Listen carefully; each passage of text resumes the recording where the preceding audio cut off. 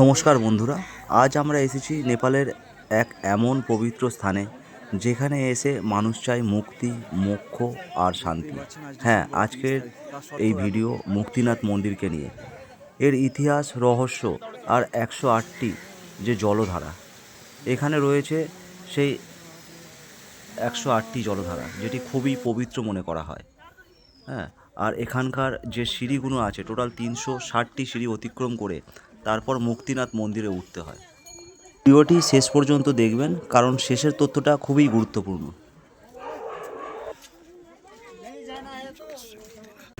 বন্ধুরা, এবার আমরা চলেছি জংশন থেকে মুক্তিনাথের রাস্তায়। দেখতেই পাচ্ছেন রাস্তার অবস্থা খুব খারাপ।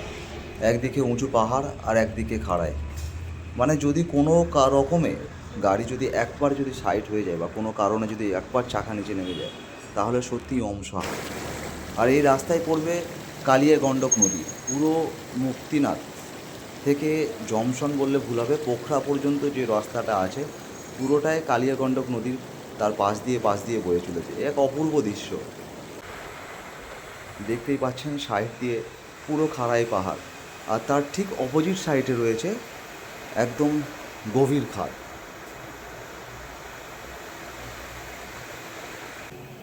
আর এই মুক্তিনাথ মন্দির যেতে হলে আমাদের যেটা করতে হয়, একটা পাহাড় থেকে আর একটা পাহাড়, তারপর আর একটা পাহাড়, ঠিক একইভাবে পাহাড় থেকে পাহাড় এরকমভাবে ক্রস করে করে যেতে হয়। কারণ মুক্তিনাথ মন্দিরটা যেটি আছে, এটির উচ্চতা হচ্ছে 3800 মিটার, অর্থাৎ 12,467 ফিট সি লেভেল থেকে।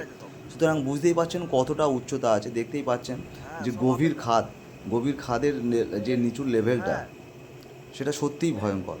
নিচে যে গাছগুলো দেখতে পাওয়া যাচ্ছে না, সবই আপেল গাছ। খুব সুন্দর লাগছে দেখতে।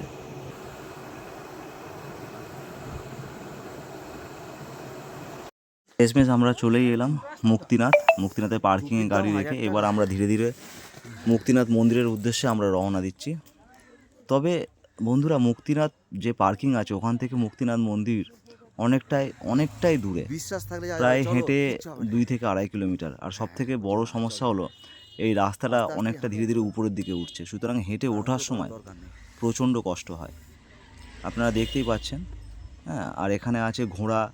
যারা হেঁটে উঠতে পারে না সেই সমস্ত লোকদের এই ঘোড়ায় করে নিয়ে যাওয়া হয়। আর এখানে এতটাই ঠান্ডা, যার দরুন এখানে যে সমস্ত ছোটো ছোটো দোকানগুলো আছে না, দোকানে তারা টুপি, মাস্ক এই ধরনের জিনিসপত্র বিক্রি করছে।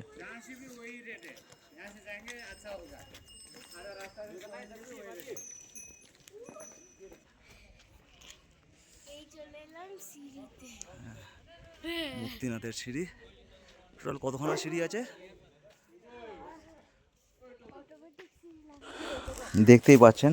সেই দোকানগুলো সুন্দর সুন্দর টুপি এরা বিক্রি করছে, তবে দাম খুব বেশি, মানে ও প্রয়োজনের তুলনায় অতিরিক্ত। সবাই পিছনে হেঁটে হেঁটে আসছে। আমাদের গ্রুপের যারা মেম্বার ছিল, আমার মিসেস, এটা পিছনে আমার বন্ধু আছে। দেখতেই পাচ্ছেন সবাই সত্যিই খুব ক্লান্ত আর খুব কষ্টকর। পায়ে হেঁটে ওঠাটা খুব কষ্টকর।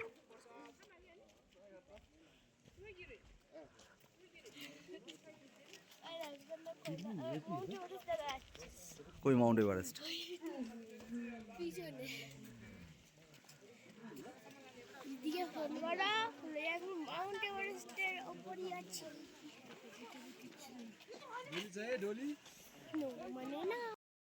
শেষমেশ সেই মুক্তিনাথ গেটের দর্শন, সেই পবিত্র মন্দিরের যে গেট দর্শন পেলাম, সত্যি মন মানে আনন্দে ভরে উঠল। এবার সিঁড়ি দিয়ে আমরা এগিয়ে যাব মুক্তিনাথ মন্দিরের উদ্দেশ্যে।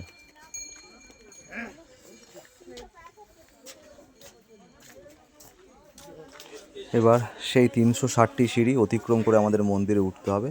এই সিঁড়িটা খুব পবিত্র, জানেন তো, হিন্দু বৌদ্ধ সবার কাছেই খুব পবিত্র। হিন্দুদের কাছে তো এটা বিষ্ণুদেবের এক মানে খুব গুরুত্বপূর্ণ মন্দির। এখানে আসায় সবাই মোক্ষ লাভ করার উদ্দেশ্যে, শান্তি লাভ করার উদ্দেশ্যে। এমন অনেক পুণ্যার্থী আছে যারা এমনকি এই মুক্তিনাথ মন্দির মানে সিঁড়ি চত্বর থেকে খালি পায়ে মন্দির পর্যন্ত ওঠে। সুতরাং বুঝতেই পারছেন এই মন্দিরটা কতটা পবিত্র, এর মাহাত্ম্য কতটা আছে। চার্জ লাগবে,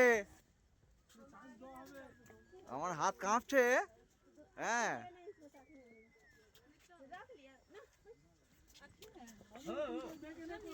আর এখান থেকে চারিদিকের যে দৃশ্য তা অপূর্ব, মানে বলে বোঝানো যাবে না। ভাষায় প্রকাশ করা যাবে না।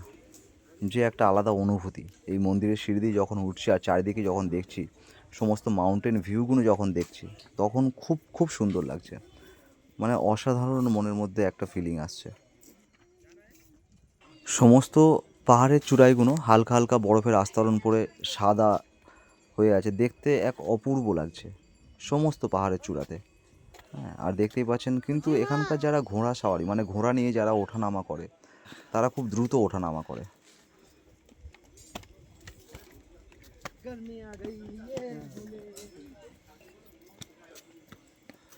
আমার মেয়ে অনেকটাই এগিয়ে গেছে আমার থেকে, সে উপরে উঠে দাঁড়িয়ে আছে আর আমি ধীরে ধীরে উঠছি ভিডিও করতে করতে।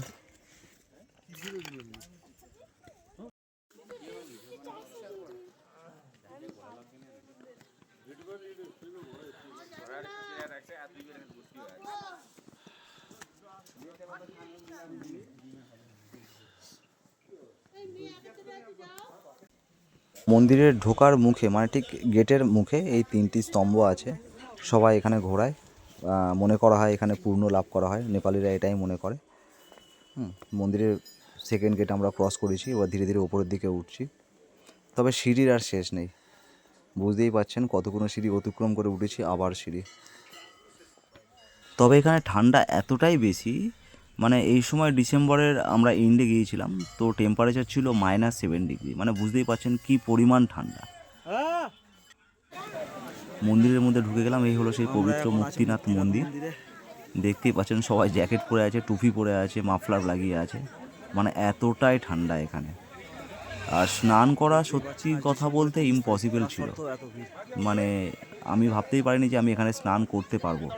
যদিও মনের মধ্যে একটা আশা ছিল যে স্নান করব, যার জন্য আমি রুম থেকে একটা হাফ প্যান্ট পরে গিয়েছিলাম। আর স্নান করার ভিডিওটা এখানে আমি দিয়েছি, অবশ্যই দেখবেন। এই সবাই স্নান করছে, এতটাই ঠান্ডা। যে এই প্রবল ঠান্ডার মধ্যেও মানুষের মনে যে এত ভক্তি আছে ঈশ্বরের প্রতি, আর যেহেতু সবার মনে একটা বাসনা থাকে, যে একটা আধ্যাত্মিক আশা থাকে যে আমাদের আমরা যে পাপ করে আসছি, যে কৃতকর্ম করে আসছি, সেটা যেন আমরা তার থেকে মুক্তি পাই। যার জন্য এখানে যে 108 ধারার যে জল বার হয় সেই জলে সবাই স্নান করে। দাঁড়া না, ওয়েট কর না, দেখছি কি করা যায়।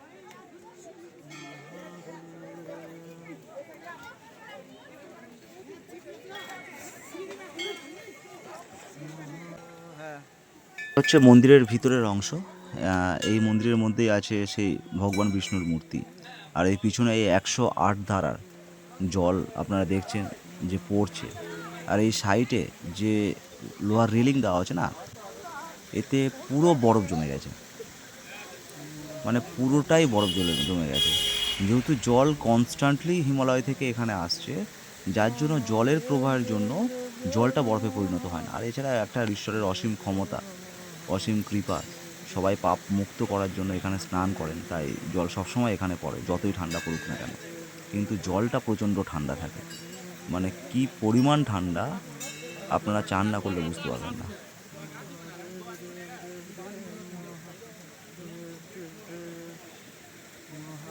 এদিকে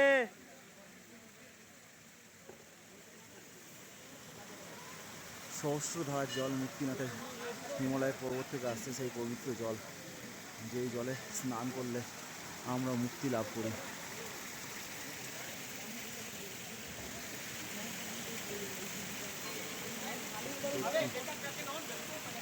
ভগবানের এক বিরল দৃশ্য মুক্তিনাথ।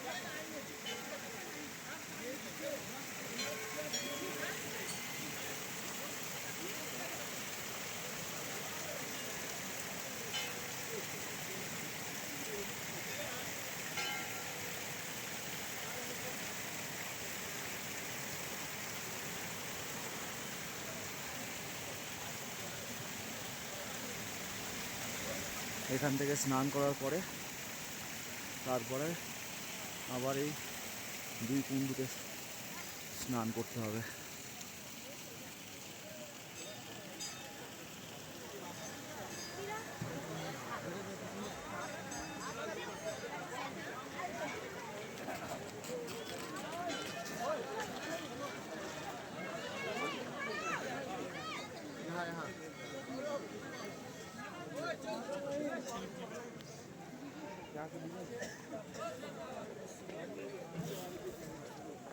তারপরে মন্দিরের পূজা।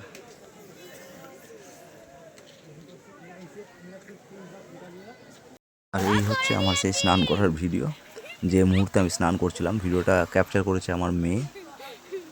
প্রচণ্ড ঠান্ডা ছিল, মানে বলে বোঝাতে পারবো না যে কী হারে ঠান্ডা ছিল। স্নান করার পর ওখানে তারপরে এই পবিত্র যে দু কুণ্ড আছে, এই কুণ্ডতে স্নান করতে হয়। এখানে নামার সময় তো পায়ে আমার কোনো রকমভাবে কাজই করছিল না, পা পুরো প্রায় অসাড় হয়ে গিয়েছিল। মানে আমি বুঝতেই পারছিলাম না যে স্নান করার পরে কীভাবে ড্রেস করব। আর যে সিঁড়ির চাতালগুলো ছিল এগুলো প্রায় বরফে জমে গিয়েছিল।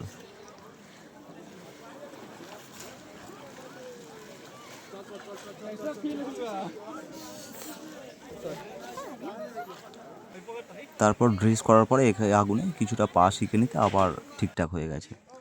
তবে মন্দির থেকে নামার সময় অতটা কষ্ট হয় না। হ্যাঁ, দিব্যি আপনি এখানে নেমে যেতে পারবেন। তবে যাদের ভারী শরীর বা বাচ্চাদের সঙ্গে কিছু চকলেট রাখাটাই বেটার হবে। যখন মন্দিরের উপরে যখন আপনি উঠছেন তখন একটু অক্সিজেনের ঘাটতি হতে পারে। আর এখানের মূলত মেন প্রসাদ হলো ভগবান বিষ্ণুর মন্দিরে যখন আপনি পুজো দেবেন ওরা কিছু চাল আপনাকে দেয় একটা লাল চেরি কাপড়ে করে। আর যে নারকেলটা আপনি নিয়ে যান সেটাই ভেঙে নিতে হবে, ওটাই প্রসাদ। আর ওই যে চাল, এটাই মূল প্রসাদ। ধন্যবাদ সবাইকে সঙ্গে থাকার জন্য। প্লিজ লাইক আর সাবস্ক্রাইব করুন, পাশে থাকুন।